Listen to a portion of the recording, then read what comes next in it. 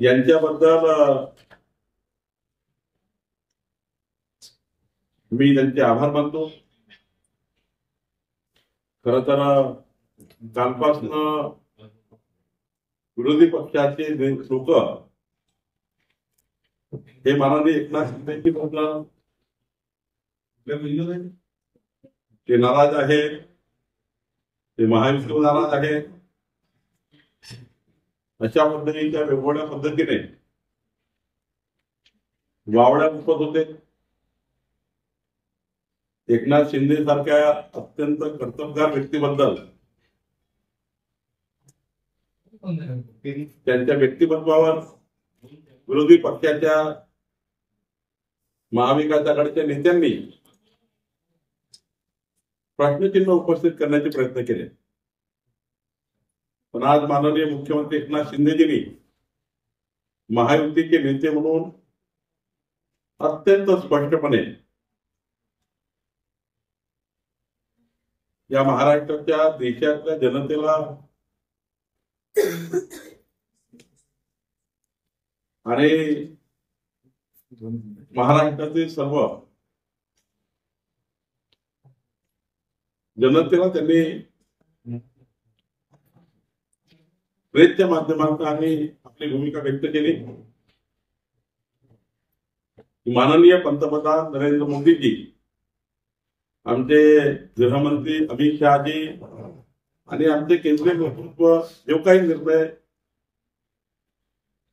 मुख्यमंत्र्यांबद्दल करतील त्या निर्णयाला पूर्ण समर्थन माननीय एकनाथ शिंदेचं राहील आणि शिवसेनेचे राहील. या पद्धतीचं महायुती म्हणून त्यांनी जी अत्यंत महत्वाची भूमिका घेतली आणि जे काही विरोधी पक्षांच्या तोंडाच्या वाफा सुरू होत्या त्या वाफाच राहिल्या आणि त्यांनी ज्या पद्धतीने या महाराष्ट्राच्या विकासाकरता एकनाथ शिंदेजींनी काम केलं आहे. खरं तर आम्ही आधीपासूनच एकनाथ शिंदेचं काम बघतो आहे. देवेंद्र फडणवीस सरकार असताना एकनाथ शिंदेजींनी मंत्री म्हणून उत्कृष्ट काम केलं.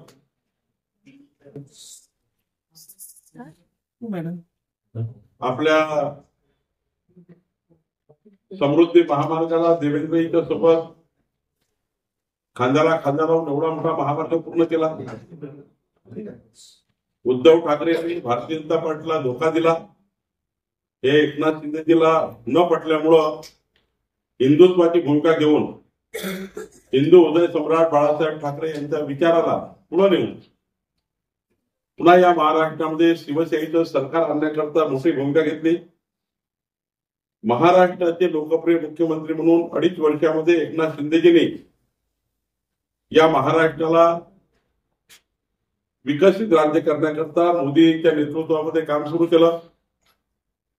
राज्याचे आमचे नेते देवेंद्र फडणवीसजी यांच्या खांद्याला खांदा लावून आणि मग अजित पवारांची साथ घेऊन या महाराष्ट्राला डबल इंजिन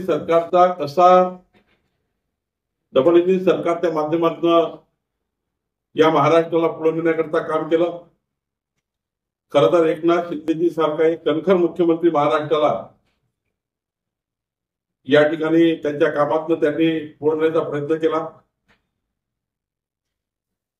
मराठा आरक्षण, ओबीसी आरक्षण, सामाजिक समता, सामाजिक न्याय, आदिवासींना न्याय, समाजाच्या प्रत्येक घटकाला न्याय, विकासाला न्याय, देवेंद्रजींच्या काळातले जे काही प्रकल्प 14 ते 19च्या काळात पूर्ण होते ते प्रकल्प पूर्ण करण्याकरता, मुंबईच्या विकासाकरता, महाराष्ट्राच्या विकासाकरता काम एकनाथजींनी उभं केलं. आणि एकनाथजींनी महायुतीचा एक चेहरा म्हणून आमच्या दोन्ही उपमुख्यमंत्री एकनाथजी, देवेंद्रजी, अजितदादा या तिघांनी मिळून या महाराष्ट्राच्या मुख्यमंत्री माझी लाडकी बहीण सारखी योजना, 1 रुपयामध्ये शेतकऱ्याला पीक विमा योजना असेल, शेतकऱ्याचं वीज माफी असेल, या सर्व योजनांना माननीय एकनाथ शिंदेजींनी आमच्या महायुतीचे नेते म्हणून मोठं काम उभं केलं. खरं तर महायुतीचे नेते म्हणून एकनाथजींनी आज जे भूमिका घेतली आहे ही खऱ्या अर्थाने महाराष्ट्राच्या 14 कोटी जनतेकरता एक मोठी भूमिका आहे. महाराष्ट्राच्या एकूण भारतीय जनता पार्टीच्या लाखो कार्यकर्त्यांच्या वतीने या पक्षाचा अध्यक्ष म्हणून त्यांनी घेतलेल्या भूमिकेबद्दल मी त्यांचं स्वागत करतो आणि त्यांची भूमिका ही महाराष्ट्राला पुढे नेणारी आहे. मोदीजींच्या नेतृत्वातला विकसित भारत आणि विकसित महाराष्ट्र याकरता अधिक मजबूत करणारी आहे.